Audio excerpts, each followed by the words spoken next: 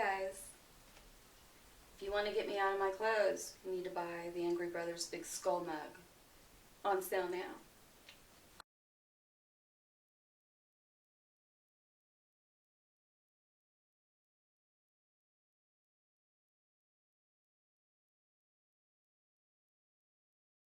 Well, greetings, faithful followers. I'm Brother Jack Angry, along with Countess Boobula. And we're with the Angry Brothers Omaha Shakarama, myself, Brother James, the Countess, Inferna, and the rest of the gang want to welcome you to Chop Block's Horror Network. And remember, friends, let's keep America on top. Watch Horror Host, y'all. And you can do that on Chop Block. Anything you'd like to add, Countess? Well, it seems like being spooky is in style these days. So, good night and unpleasant dreams. Sweet nightmares. Well, greetings, faithful followers. This is your old pal, Brother Jack Angry, along with the Countess Boobula. Yes, and the girls. They're here too. How could we forget them? But, So, Countess, you had your first groundhog prom this past weekend. How did you like it? Well, I definitely had to make an entrance. I do have new wear, and I really enjoyed it. I've seen, I think, the most collective, diverse amount of types of people that I have seen in a very long time. Well, yes, the groundhog prom definitely brings them all out, that's for sure. And we had a chance to run into the organizers of the prom, and they were fortunate enough to meet the Countess. I mean, we would have liked to have got the Countess in the running for Queen, and I'm pretty sure she would have won.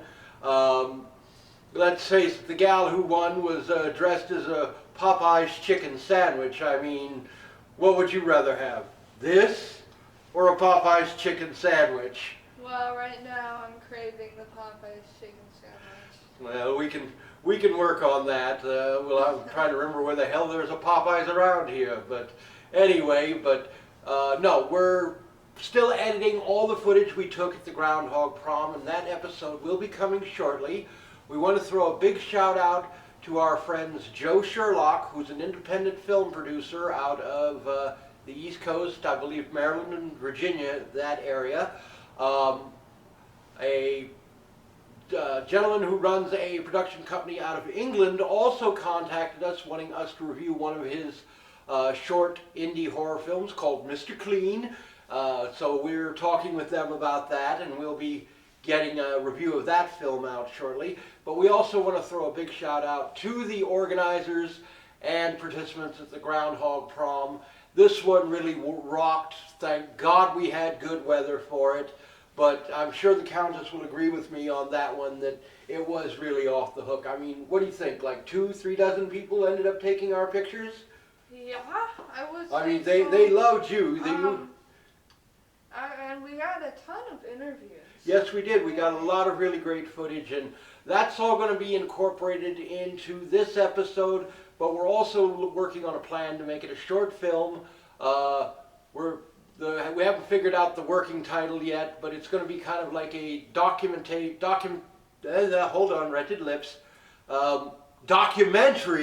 thank you, couldn't get that word out to save my life, but a documentary of the groundhog prom. We've got the interviews with the organizers, we've got the interviews with a lot of the attendees, and we have footage going back probably 10 years. So we'll be putting that all together into something that'll go up on Amazon Video, or it'll be available through our subscribe space with the rest of the Angry Brothers movies, and you'll be able to get it there, and the Countess will maybe have some outlets of her own that she can, will be able to offer to you for. But we had a great time at the groundhog prom. Great job, guys. Indeed. Yes, I mean, the Countess thoroughly enjoyed herself. She got to meet a lot of really interesting people. I'm a little more used to it than she is, but You know, it was definitely an off-the-hook show. Definitely some individuals like myself. Yes, lot of free thinkers there, definitely. But anyway, tonight's movie, we're bringing you a treat. This one has been done by a lot of different horror hosts, but it's considered a classic. It's a gem among gems as far as the horror host community is concerned. It's Tor Johnson in the 1964, I don't want to say blockbuster, but I will say it's the iconic 1964 film, The Beast of Yucca Flats. This film was done shortly after Tor appeared in Plan 9 from Outer Space, along with Vampira and Bela Lugosi, briefly. Tor, if you don't know who Tor Johnson is he was an ex-professional wrestler who was popular through the mid-50s into the early 60s, who left wrestling to pursue an acting career, but never really got beyond the B-movie stage. You reviewed the film. What did you think of it, Countess? Lots of middle ground narration. I believe he was just reading from the screenplay by the sounds of it. Okay, so, well, I have to agree with you on that one. I mean, the narration of the film was a little stilted in some areas, but Tor Johnson was never big on his dialogue or his diction. He actually came from a very humble background. He was, if I'm not mistaken, born in Portland, Oregon, at the turn of the century. And his roots, he came from a rural area of the state of Oregon, and he, I believe, had just slightly under a high school graduate level education. So I don't think he even had a GED, because he did drop out to go into the military, where he spent a good part of his youth and up into his middle age. And then he discovered professional wrestling because of his athleticism and his rather intimidating physical appearance. I mean, if you were up close with the man, he was built like, it was like a mountain with legs, and then they put a bald head on top of it, you know? Well, and the director was the one that narrated. Okay. Yeah, he was the one that narrated, so it makes sense to read from the screenplay. Okay, so somebody was probably doing some work with a teleprompter, and it's like, okay, all right, we get it. I mean, these things happen, you know. Footsteps on the ground, man with gun. Okay. All right, so basically somebody was reading the stage directions in there as well. All right, this movie's really good, turning out to be a hit. Yes, we got us a classic on our hands here, people. So without any further ado, we're going to bring you The Beast of Yucca Flats here on the Angry Brothers Omaha Shockorama. Enjoy. Sweet nightmares. You heard it here first, people.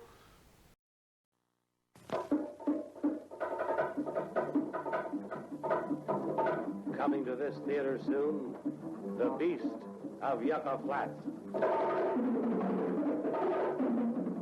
Filmed on the burning hot sands by Yucca Flats. See terror, panic, murder. See the Cardoza and Francis production of The Beast of Yucca Flats. See a man turn killer. See a woman ravaged. See one of the most exciting movies ever made. See The Beast of Yucca Flats.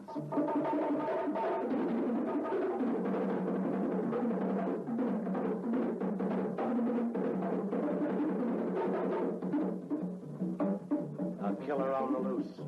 Death sweeps across the desert. Panic. A bloodthirsty killer stalks a moonlit desert. See The Beast of Yucca Flats.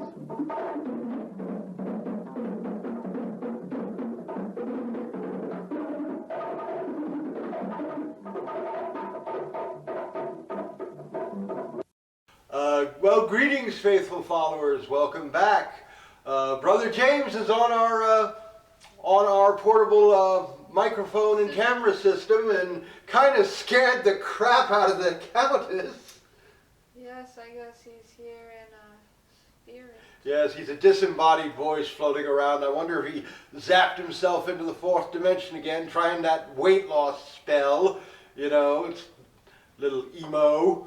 But anyway, the Beast of Yucca Flats had another distinction because after it premiered, Tor Johnson was actually made an honorary LAPD police detective because of his work in Plan 9 from Outer Space. And this was at a time when the LAPD, particularly the detective squads and the commissioners and the higher-ups in the LAPD, were under a lot of scrutiny by the public and by the news media and even by Washington for corruption, bribery, conduct unbecoming police officers.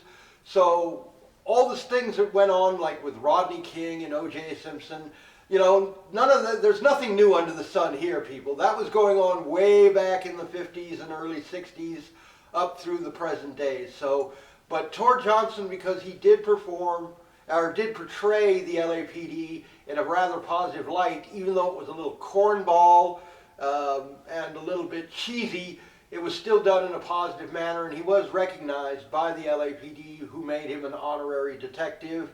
He had his own badge that was inscribed with his name, and his badge number, which was, if I'm not mistaken, 00667, the number immediately adjacent to the Beast, is still actually on file with the LAPD as a detective, although Detective Emeritus is the title they used, which basically means, you know, it's, well, you've got a title, but you don't have any professional duties. Well, he was supposed to get the full respect of a detective at that time, but he just never obviously got to carry a gun. He never got to solve a case. It was a honorific title, which is, you know, just like, you know, what we did with Trump making him president, which was an honorary title, but a big frigging mistake, people. Impeach now! You wouldn't want the Beast of Yucca Flats carrying a gun. Oh, it was. I think that was Brother James saying something, but he really needs to speak a little more clearly.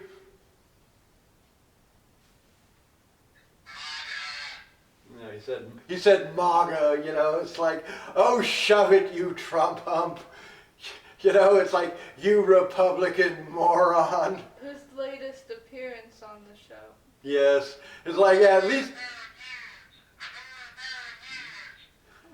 he's chanting 4 more years, people. But anyway, yeah, that'll be enough of that, or I'll unplug the cameras there, you orange monkey. You and the monkey in Washington can just sit down and shut up, please. You know, it's like, yeah, he may have beat the rap this time, but we'll get him yet. But anyway, Tor Johnson, you know, he filmed The Beast of Yucca Flats first, and then he did Plan 9. And sadly, after he did Plan 9, I think it was like 2 years after he did Plan 9, he did pass away from cancer. And he's getting to be a little annoying, don't you think, Countess? No comment. Yes, we'll work on. Yes, he better work on it. But anyway, so we're going to bring you the late great Tor Johnson, along. Well, I don't remember what the rest of the cast was. There was really nobody else noteworthy other than Tor in this movie, but it was still a good movie nonetheless. And we're going to bring you the second part of that, The Beast of Yucca Flats. Here on the Angry Brothers Omaha Shockorama. Anything you want to add, Countess? Sweet nightmares. Well, there you go.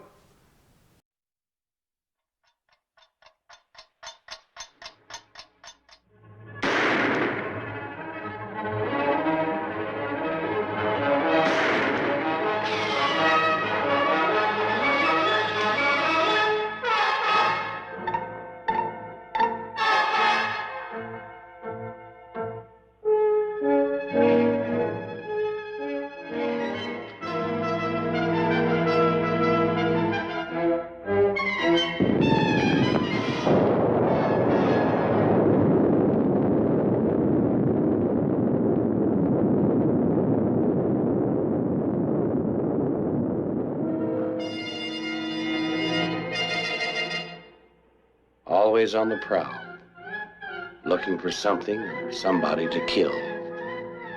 Quench the killer's thirst.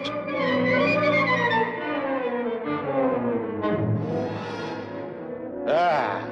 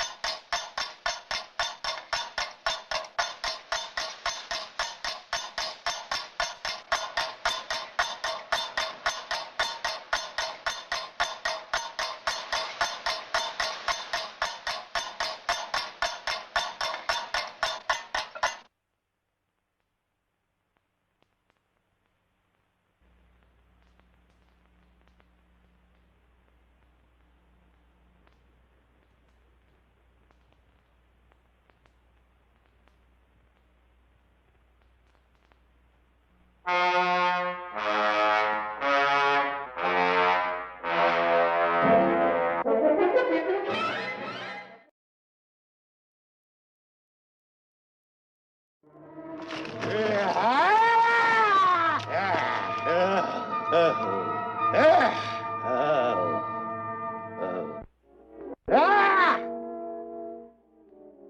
Well, welcome back, faithful followers. What did you think of the Beast of Yucca Flats? I mean, wasn't this movie just fantastic? I mean, Tor Johnson probably turned in one of the best performances in his career. And actually, there's a little more trivia about Tor. He actually started out in Hollywood wearing an ape costume in several of Bela Lugosi's films, particularly a Brooklyn Gorilla in the Bronx, which starred him and Hunts Hall and the rest of the East Side Kids, which was another studio's version of the Little Rascals. There was Bela Lugosi did a movie, I believe, called The Gorilla or The Ape Man, and Tor Johnson was in the ape suit for that one. Because he had actually the physicality for it, he actually could fill out the gorilla suit rather well, and he, be convincing at it. Although it's like everything else Tor did, he kind of went over the top with a lot of things. But that was how he got his start, and he was actually a fairly accomplished stuntman. And back in that day, stuntmen basically were expected to risk their lives doing dangerous stunts, very little safety equipment, and for very little pay. Well, you did mention, didn't you, he was a wrestler? Yes, he was a wrestler. I mean, Tor was actually a professional athlete in his later life. I mean, he wrestled in the era of Vern Gagne, Gorgeous George,